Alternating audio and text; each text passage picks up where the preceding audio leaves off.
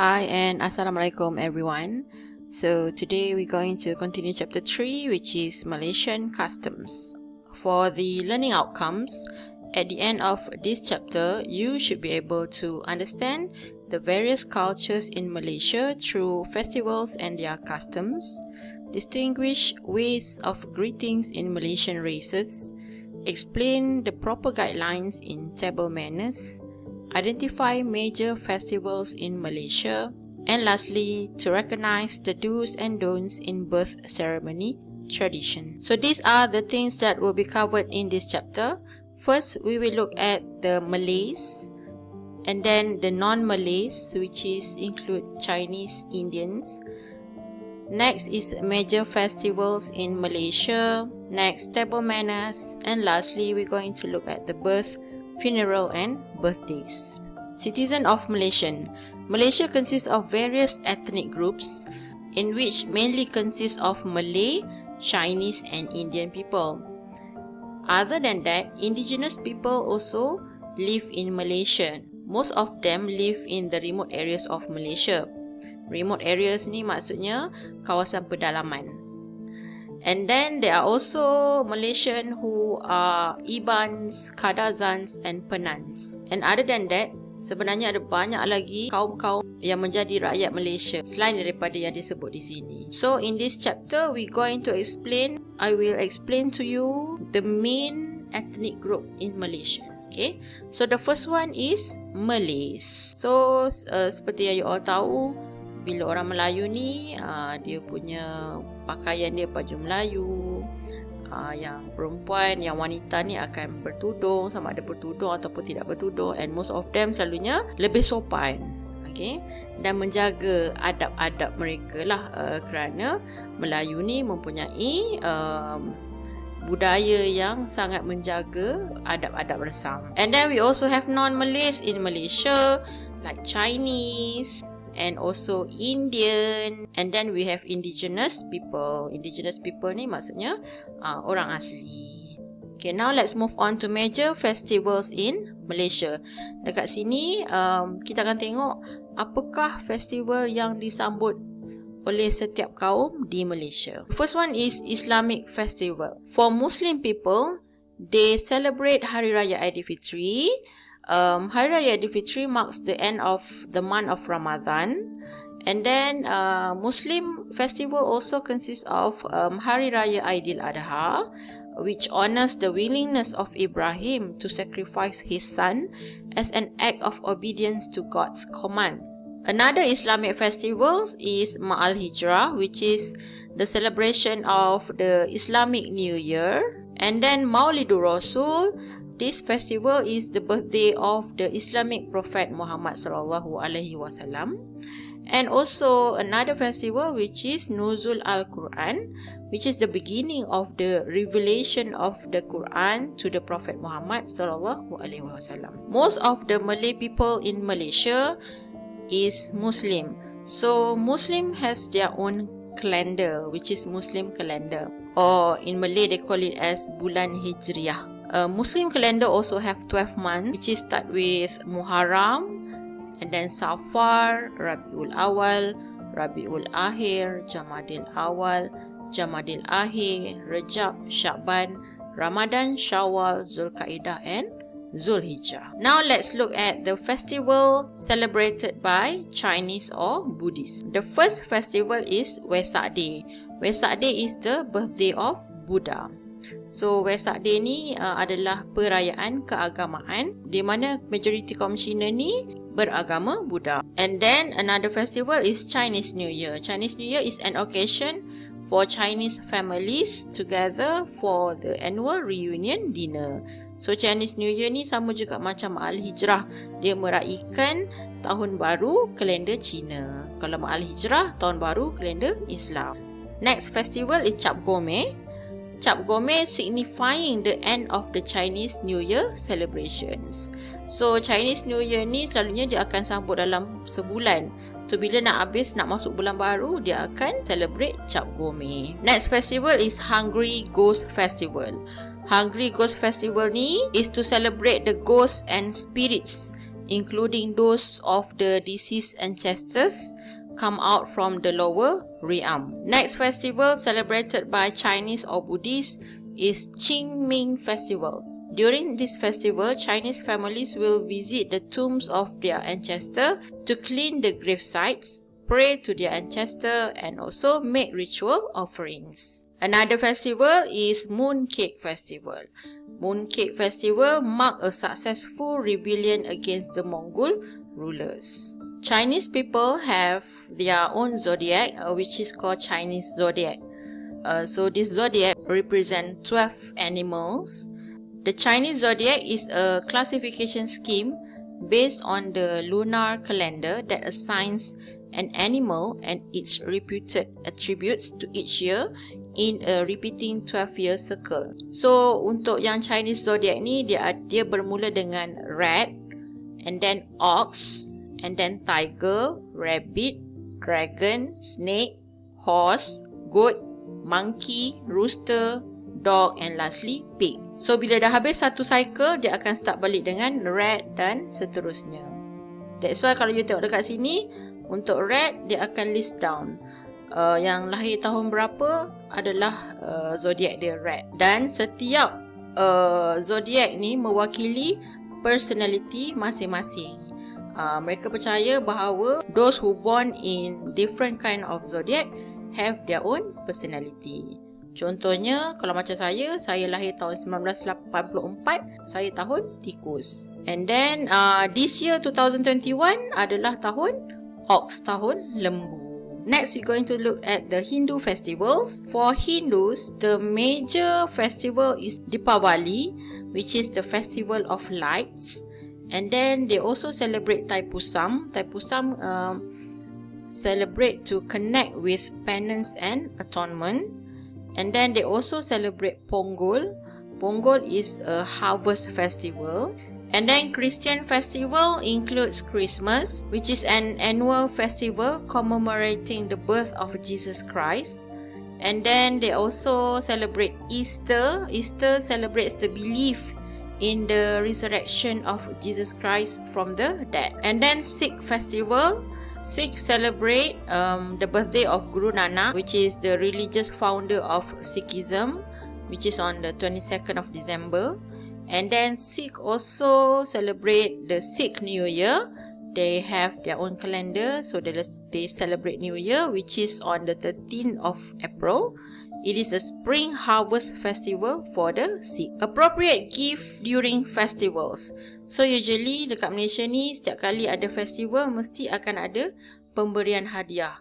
Sama ada bagi hamper ataupun bagi angpau, bagi duit raya. So you kena tengok kesesuaian mengikut festival tersebut. So for all occasions, flowers are always welcome and make a very safe gift. But you need to make sure ada juga jenis-jenis bunga yang tidak sesuai diberi mengikut festival. For example, like Chinese, dia tidak boleh menerima bunga yang colour putih kerana ia simbol kematian. So you cannot give them white flower. And then for Hari Raya Puasa, non-Muslim usually can give a small gift to Muslim children such as money. And then for Chinese New Year, all non-married will get a red packet of money which called angpao from their married relatives and also close friends. Now let's move on to tradition. For Malay traditions, Malay form the majority population in Malaysia. Malays were known through their generosity and forgiving attitudes. For Malay, they have their own traditional costume, which called baju kurung, baju kebaya, or baju Melayu for men. So here we're going to look at the Malay tradition upon visiting, the Malay handshake, and also the do's and don'ts for Malay traditions. If you want to visit a Malay home, you need to know that all Malaysians will take their shoes off before entering a Malay house. Malay people also will appreciate if any foreigners or guests take off their shoes before entering their house. And this culture is actually same as Chinese, Indian, and Eurasian people. Malay costumes. So as you all know, Malay costume tadi ada baju kurung, ada baju kebaya, and baju Melayu. So when the time goes by, design baju Melayu, baju kurung pun baju Melayu dah semakin berubah. Tapi the basic design tu masih lagi mengekalkan tradisi Melayu. Malay handshake. Usually younger Malay would likely make the first move to salam an older Malay hand. Contohnya bila kita pergi rumah saudara mara kita jumpa makcik kita, pakcik kita, orang yang lebih tua daripada kita akan terus bangun dan salam mereka. Bukan tunggu mereka hulur tangan, tapi kita yang akan salam dia orang dulu. So the gesture in salam is bringing off the hand, which is one hand or both hand, back to the heart or the lower part of the face, the nose and the mouth. This signifies that your greeting has been accepted with sincerity. Seperti di dalam gambar ni lah. So selalunya Melayu kalau bersalam dia akan menggunakan dua-dua tangan. Dan kalau kita dengan orang tua, kita akan cium tangan. The do's and don'ts in Malay traditions. Foreigners should not touch the head of Malaysian friend without permission. Orang Melayu ni memang pantang kalau orang pegang kepala. So, elakkan daripada pegang kepala if you have Malaysian friend. The kissing of the opposite sex is not appropriate in Malay tradition. So, kalau lah you seorang mak saleh ke apa ke, janganlah pula pergi cium, peluk ke apa ke your Malay friends. And then when Malay entertain their guests of both sexes, the opposite sexes, which is men and ladies, are segregated while the younger ones are mingled around. Seperti kebiasaan kita, orang lelaki akan berada di laman rumah ataupun dekat ruang tamu dan yang wanita pula akan pergi ke dapur ataupun satu bahagian yang lain lah yang tak berkumpul sekali dengan jantina yang berlainan. And then another do's and don'ts in Malay tradition. Malays have always been taught not to open gift in the presence of the person who gives it. Maksudnya kalau kawan you bagi hadiah dekat you, kawan you tu orang Melayu, so janganlah buka depan dia. Melainkan kalau dia kata, buka lah, boleh buka. Kalau dia tak cakap apa-apa, jangan buka. Balik nanti baru buka. Walaupun you tak sabar nak tengok hadiah apa, jangan buka. Sebab itu adalah dia punya don'ts lah dalam Malay traditions. And then use your thumb if you wish to point at anything. Tunjuk guna ibu jari, bukan tunjuk menggunakan telunjuk. Bila tunjuk guna telunjuk, dia akan nampak tidak sopan dekat situ. And then Malay sitting style. As you all know, kita Melayu ni sangatlah sopan kan. So the best way yang paling digalakkan adalah sit with two legs neatly tucked against your seated body with the feet facing away from guests. Contoh macam gambar yang ini. Tapi bayangkanlah kalau duduk macam ni lama, mau kebas kaki kan. Tapi kita redha sebab itulah kebiasaan kita. So, don't squat. Jangan duduk mencangkung macam ni. Kalau you jumpa bakal mak mentua ke apa ke, jangan duduk mencangkung macam ni. Memanglah kena reject. And then do not sit with leg cross macam ni, sebab menunjukkan you macam seorang yang sombong, yang tidak mesra. Kalau culture orang Melayu lah, dia akan dilihat sebegitu. And then do not sit with legs placing straight in front of your body. Tak boleh duduk belunjuk. Duduk belunjuk pun dilihat tidak sopan. Okay, next is Malay cuisine. Ni yang paling best sekali kan. So as you all know, Malay have different kind of foods. Ada nasi lemak kat sini, ada lemang, ada kopok lekor, ada ketupat, ada laksa ikan sekok, ada nasi ayam. Okay. Next is non-Malay traditions. So for non-Malay tradition also, we will look at upon visiting, the do's and don'ts, and also tips if the foreigner is the host. First, we look at the non-Malay traditions for Chinese. The Chinese have been settling in Malaysia for many centuries and form the second largest ethnic group in Malaysia. Chinese culture such as Buddhist and Taoist religion. And the Chinese costume, the famous Chinese costume is cheongsam. Cheongsam is for the woman dress, and samfu is men punya pakaian. Next is non-Malay traditions for Indians. The Indian community in Malaysia is the smallest of the three main ethnic groups. Indian immigrants to Malaysia brought with them the Hindu and Sikh cultures. So Indian costume which is sari, Punjabi suit yang baju kuning ni, and also dhoti. Dhoti adalah pakaian lelaki. Guideline upon visiting non-Malay homes. So kalau kita nak pergi rumah kawan kita yang non-Malay, Chinese ke Indian ke, kita make sure kita follow this guideline. First one, you need to make sure you take off your shoes before enter their house. Handshake between the different sexes for non-Muslim is dictated more by our cultural and religion. So kadang bila dah terbiasa tidak bersalaman, dia akan prefer untuk tidak bersalaman. For Chinese, handshake is not a common practice, but they sometimes just smile and a nod also will do. And then for Indian, greeting done through the palm to palm gesture as in prayer. Bentuk tangan, tapak tangan tu melekat dengan tapak tangan satu lagi. Sama juga macam macam orang Thailand pun sama juga. Okay, the do's and don'ts for non-Malay traditions. Kissing between non-Malay is something that should be left to the situation. Ada group yang boleh terima, ada group yang tak boleh terima. Walaupun kadang-kadang bila kita cium mak ayah kita pun depan orang, sometimes ada orang yang tidak selesa, nampak macam that is awkward. So you need to look at the situation. Kalau you rasa situation tu bersesuaian, so you bolehlah buat. Kalau rasa tak sesuai, so better don't. And then Chinese kneeling for several reasons. One of the reason is as act of prayer. Maksudnya bila mereka sembahyang, mereka akan melutut. And then another reason is as act of asking for forgiveness. Contohnya macam dalam gambar ni, anak-anak dia melutut untuk mendapatkan kemaafan mak ayah ataupun nak mendapatkan restu daripada orang tua. Okay, now we look at the Chinese costumes. As I have mentioned before, Chinese women wear cheongsam, whereas Chinese men will wear some. Indian costume, they have sari, Punjabi suit and dhoti. So kalau yang budak-budak pun akan pakai sari juga. Macam ni kan, comel macam. So yang Punjabi suit ni sebenarnya inspirasi daripada Sikh punya culture lah. Okay, so this is Chinese cuisine. Kebanyakan menu ataupun makanan Cina ni tidak pedas sangat dan banyak menggunakan garlic dan lebih menyihatkan lah. Dan dia orang lebih banyak prefer yang bermi.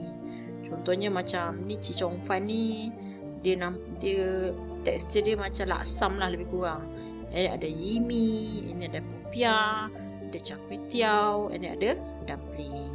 For Indian cuisine, Indian as you all know very famous for the herbs and spices kan. Kebanyakan mereka akan prefer makan nasi dengan kari, and ada chapati, ada thosai, ada rasam, and ada vade, masala vade. Sedap ni, panas-panas goreng makan, sedap. And then next is table manners. This is very important for you all to understand and to follow, to practice a good table manners. How well are your table manners? Kalau time you makan tu, adakah you makan sambil bercakap mulut penuh dengan makanan? Ataupun you makan tu, you ambil semua makanan dengan tangan, you tak ambil dengan sudu. Ataupun bila you nak makan tu, you nak capai lauk yang jauh, adakah you kena menjinjing tangan you all untuk ambil makanan tu, ataupun you minta orang terdekat untuk pas kepada you. That is table manners. You kena tahu macam mana nak berkelakuan dengan sepatutnya bila berada di meja makan. Dan jangan pula jadi macam orang zaman sekarang ni, mereka banyak main telefon daripada makan bersama-sama. Okay, eating with fingers. So usually Malay and Indians traditionally use the fingers for eating. Kalau Western people, dia tengok bila orang Melayu ataupun Indian ataupun Asia people ni, dia makan dengan tangan, dia rasa macam geli. Tapi that is their culture. Culture dia orang dah biasa makan dengan tangan. So it is a normal thing lah sebenarnya kan. So inilah contoh makan dengan tangan. Makan dengan tangan kan lebih nikmat. Sebab jari-jari kita ni kan ada enzim-enzim yang bagus untuk badan kita. So in order for you to follow the table manners, if you want to eat with your fingers, the guidelines to follow when using your fingers to eat, first you need to wash your hands first. Sebabnya tangan kita ni ada banyak kuman yang kita tak nampak. That's why we need to wash our hand first. And then eat with your right hand. Jangan makan nasi tu dengan tangan kiri. Memang tidak boleh diterima. And then use your left hand to scoop the dishes when using the serving spoon. Janganlah pula pegang sudu tu dengan tangan kanan yang dah berlemuih dengan kari-kari tu. Pergi ambil pula sudu. Nanti kotorlah sudu tu. Orang lain nak pegang pun jadi geli. And then ensure your hands is clean and dry before starting the dessert. Kalau makan dekat meja, selalunya dia akan start dengan appetizer dulu, lepas tu main course, lepas tu ada dessert. So bila dah habis makan yang main course tu, make sure you bersihkan tangan dan baru makan dessert. Jangan pula tangan tu penuh dengan kari lagi, dah nampak dessert datang, terus pula nak pergi sambar dessert tu. Tak boleh lah. And lastly, at the end of a meal, wash your hand again. So pastikan tangan you dalam keadaan yang bersih. Okay, next table manners is eating with banana leaf rice. Usually Indian people ni akan makan dengan daun pisang. So what's in banana leaf rice? Dalam banana leaf rice ni ada banana leaf. Banana leaf contain large amounts of natural antioxidant. When hot food is served on it, the food absorbs the nutritional benefits. The leaf also imparts a subtle aroma that makes food more fragrant. That's why Indian people dia suka makan atas daun pisang, sebab dia ada banyak khasiat dan juga mengeluarkan aroma yang wangi. Bila kita makan tu kita makin berselera. And then dekat nasi daun pisang ni ada apa lagi yang wajib? Kari lah. Banana leaf rice is best served when it is drenched with curry. Lagi banyak kari lagi best. Most places will offer a range of curries with a choice of chickens, fish or dal. And then ada juga assorted vegetables. Different type of vegetables are placed at the top half of the leaf. The types of vegetable available depend on the cook. They usually consist of a combination of cucumber raita, spinach, beans, cabbage, potatoes and chutney. And then dia juga kena ada rasam. Rasam ni is a spicy and sourish soup. Rasam help to stimulate the appetite and aids in digestion. And then they also have tairu. Tairu ni yang warna putih ni. Tairu is a fresh yogurt that helps tone down the spiciness of other dishes. And then dried chili. Chili kering ni. A crispy, salty and little spicy. Dried chilies add extra flavor to this meal. And then lastly, wajib ada papadum. A thin disc-shaped dough made from dried lentils and spices. It is highly addictive and is served as an accompaniment to the meal. Satu papadum memang tak cukup. Dia kena lebih daripada 3 baru berselera makan sekali dengan nasi daun pisang. Yummy!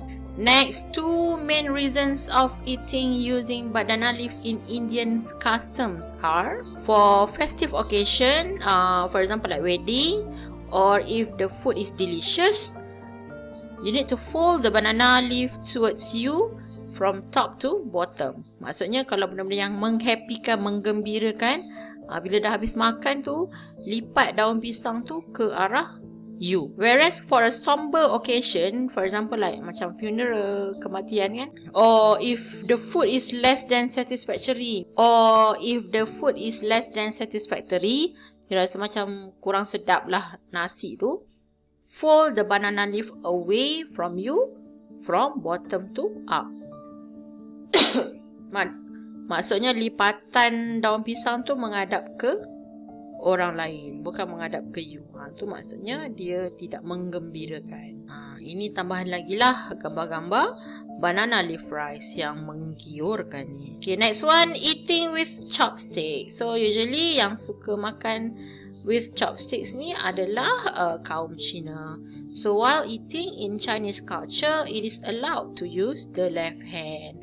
So it is not a problem kalau you left-handed, you pegang chopstick belah kiri, tak jadi isu lah. Cuma jangan makan nasi dengan tangan kiri.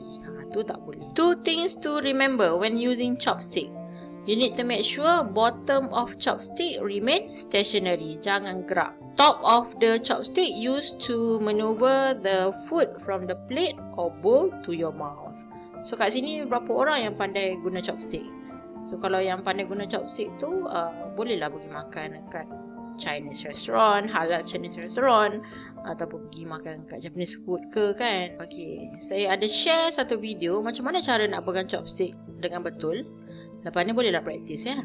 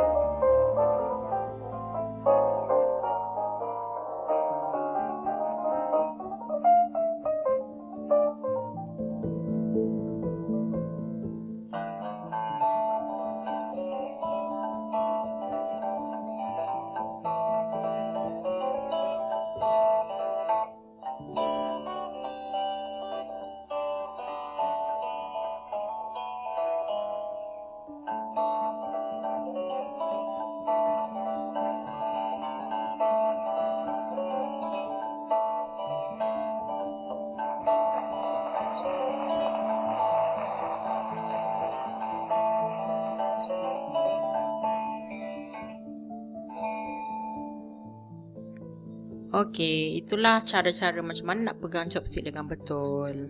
Guidelines in using chopstick. You need to make sure if you use chopstick, chopstick should never be crossed. Jangan letak chopstick dalam bentuk pangkah macam ni kerana ia membawa maksud yang tidak baik. And then different pair of chopstick will be provided when dessert is served. So janganlah guna chopstick yang sama. You makan nasi pakai chopstick tu, dessert pun pakai chopstick tu juga sebab nak berjimat kan. Jangan. Itu tidak sesuai lah. Dah melanggar table manners using chopstick. So yang makan main course tu letak tepi and then guna chopstick yang baru untuk dessert. And then place your chopstick back onto the holder or stand, or leave them on the side of the table of the plate when you finish eating. And then if you use chopstick, bring the bowl to the mouth is acceptable. Pegang nasi tu dekat dengan mulut sebab nak elakkan daripada nasi ataupun makanan tumpah. Okay, common embarrassing situation in table manners. Selalu berlakulah bila di meja makan dan elakkan daripada berlaku, which is burping at the end of a meal. Kalau rasa nak sendawa tu, cuba tutup mulut dan kontrol lah, jangan sendawa sampai kuat-kuat orang lain boleh dengar. And then put unwanted piece of food on your table. Bila you makan ayam contohnya, you ratak ayam tu, tulang ayam letak balik kat pinggan. Dia ada setengah orang akan rasa benda tu menggelikan. Ataupun bila you tengah makan nasi, tiba-tiba you tergigit batu, lepas you keluarkan kunyahan nasi tu letak kat tepi pinggan. Tak boleh. Tidak boleh buat macam tu. The best way is you take tissue and then you keluarkan menggunakan tisu tu. Ataupun another option, boleh minta excuse untuk pergi ke tandas. Another common embarrassing situation in table manners is slurping the food into the mouth enthusiastically. Sedap macam mana pun makanan tu, jangan sampai ada bunyi. Tak boleh. Okay. Ada setengah, kalau orang Jepun, bila makan sesuatu dengan bunyi, maksudnya benda tu sedap. Dia orang lagi suka bila kita makan berbunyi. Tapi kalau Chinese, Indian, Malay, di Malaysia ni, they are not prefer eating with lot of sound. And then another common embarrassing situation in table manners is chewing ice cubes. Bila dengar orang kunyah air batu tu atas meja makan tu, dia kedengaran tidak sopan lah. Now let's move on to the birthdays, marriage and funeral for Malay customs. First, let's look at giving birth, which is confinement process. As soon as a baby is born, both mother and child must undergo a period of confinement for approximately 44 days for Malays. So during this 44 days confinement, both mother and child cannot leave the house. So this is the time when the new mother undergoes a rather exhausting program where she is put on a special diet and is massaged daily to restore her to the physical state. So kalau macam orang Melayu ni, proses berpantang dia ada juga yang strict, ada yang tidak. Ada yang strict tu sampai tak boleh minum air, makan yang kering-kering je, ikan kering, nasi, lada hitam. But ada juga yang kata bila berpantang dengan cara yang macam tu, the mother will not have enough nutrition for the babies and also for themselves. So they need to add on well-balanced diet jugalah for their confinement. Dan cuma elakkan makanan yang berangin, yang boleh buat baby kembung perut dan sebagainya. Malay also have their own ceremonies to mark birth, macam birthdays tu. So it's celebrated as a token of thanks or gratitude towards Allah for His gift of longevity and general good health. So selalunya kalau untuk meraihkan ulang tahun ni, orang Melayu akan buat kenduri kesyukuran, and then they also give food to the local mosque sebab dia orang nak share bersama-sama lah rezeki mereka dan tanda kesyukuran mereka. For marriage, Malay marriage usually started with engagement ataupun they call it as hantar tanda. It is the statement of intent from the groom side, datang meminang lah. Dan waktu ni selalunya mak pengantin lelaki akan sarungkan cincin kepada bakal menantu, bakal pengantin perempuan. And then after hantar tanda, they will proceed with akad nikah. And then after akad nikah, they will have a berinai ceremony, which is it is a ceremony where henna is painted on the bride and groom's palm and fingertips. And lastly is the bersanding ceremony, which is the solemnization of Malay wedding. So usually orang Melayu memang akan adalah keempat-empat ceremony ni untuk meraihkan perkahwinan. Next one, funeral for Malay. When to call or pay last respect. If you want to pay your last respect before the body is buried, do as soon as you are told of the death. Kena pergi secepat mungkin sebab orang Islam selalunya dia tidak boleh melambat-lambatkan pengebumian. So kena pergi secepat yang mungkin. So basically for Malays, the normal mourning period is 100 days, tempoh berkabung. And then for the first 3 nights following the death, prayers at home are held daily. After that, the next prayers are held on the 7th day, followed by the 40th day, and finally on the 100th day. Okay, now let's look at the birthdays, marriage and funeral for Chinese customs. For Chinese birth, on the 3rd day following the birth, usually close relatives will come to the house to celebrate this event.